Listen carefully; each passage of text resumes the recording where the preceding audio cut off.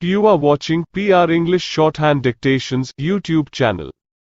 This is English Shorthand dictation number 418 and the dictation speed is 100 words per minute. Ready? Start. We have heard the learned senior counsel appearing for the appellant and the learned counsel appearing for the respondent state. The facts expatiated earlier would reveal that the appellant was convicted concurrently for the aforesaid offences and there is concurrency even with respect to the sentences imposed by the court. In such circumstances, there is, in fact, very little scope for interference in an appeal by special leave. In such cases, overlooking of a vital piece of evidence which would tilt the balance in favor of the convict appellant or that the finding is based and built on inadmissible evidence which would impair the prosecution case are some such situations where this court may interfere with. When the contentions raised are pitted against the evidence on record, they would reveal no such circumstances. Still, we will proceed to consider the contentions raised to find out any other tenable grounds raised by the appellant which may persuade us to entertain this appeal against the concurrent conviction. The learned counsel for the appellant contended that the plea of alibi was not properly appreciated and considered, especially with reference to the oral testimony of DW1. Despite the non rupture of the hyoid bone, the courts wrongly concluded that the nature of the death was homicide. It is also contended that no circumstances which irresistibly pointing to the guilt of the appellant convict were established by the prosecution, though the conviction was based on circumstantial evidence. Per contra, the learned counsel appearing for the respondent state would submit that the circumstances that led to the finding of guilt against the appellant were discussed in detail by the trial court and the high court as the appellate court reappreciated and concurred with them, besides adding additional reasons for confirming the conviction as also the sentence. In short, it is submitted that since the cumulative effect of such circumstances relied on by the courts do not brook any hypothesis other than the one irresistibly leading to the guilt of the appellant convict, no interference with the concurrent conviction as also sentence is invited in this case. In view of the rival contentions, we have bestowed careful consideration of the said contentions with reference to the materials on record.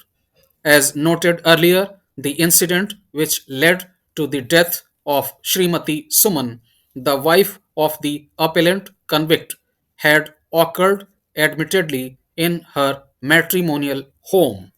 The case of the appellant convict is that a careful scanning of the evidence on record would reveal that the prosecution had failed to establish that it is a case of homicide and, in fact, it is a case of suicide. Adding to the above contentions, the learned counsel for the appellant would submit that the appellant was implicated in this case and was convicted without any satisfactory evidence, much less any clinching evidence, and also disregarding the fact that it was he who attempted to save her life, and in that regard, after cutting the noose of the ligature, he took her to the hospital. While considering the contention, we shall not lose sight of the fact that more often criminals would try to dub a murder as suicidal or accidental death.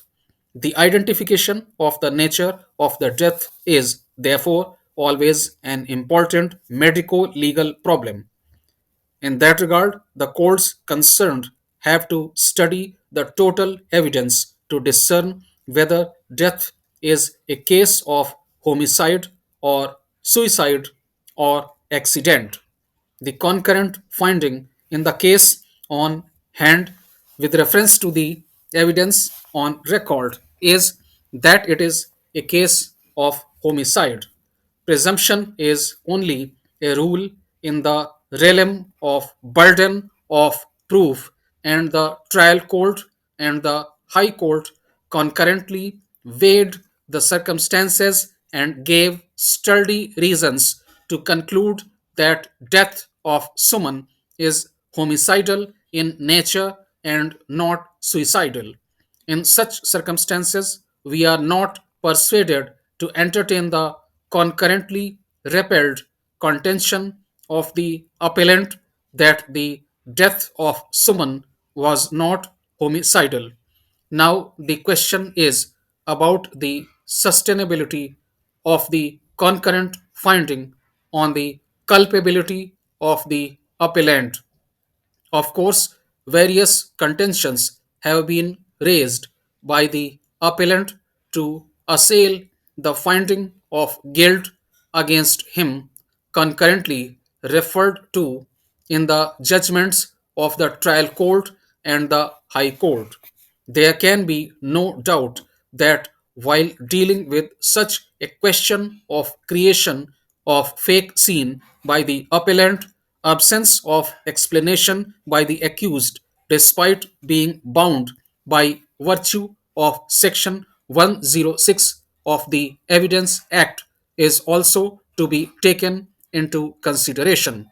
In the context of the case on hand, the case established by the oral testimony of PW8, Arti, who is the own sister of the deceased, would show that at about 7 p.m. on the fateful day, the appellant came to the paternal home of the deceased and informed that Srimati Suman hanged herself, and immediately thereupon herself, her mother, and sister went along with him to his house, that is, matrimonial home of the deceased. The further fact established through the mouth of the said prosecution witness is that upon reaching there, Suman was seen on her knees on bed and still knotted by sari around the neck, which in turn was tied to a wood near the ceiling fan. As per PW8, despite the opposition of their mother and her request to wait for the arrival of their relatives, he cut the noose of the ligature immediately and took her to a nearby hospital at Sector 9. Soon on checkup, the doctor declared that she was dead. In this context, it is also worthy to note the oral evidence of DW1, Subhash. DW1 had deposed that on that day he, along with the appellant, went to Maitri Garden and from there returned home between 6 p.m. and 7 p.m. and he got down near the lane leading to his house.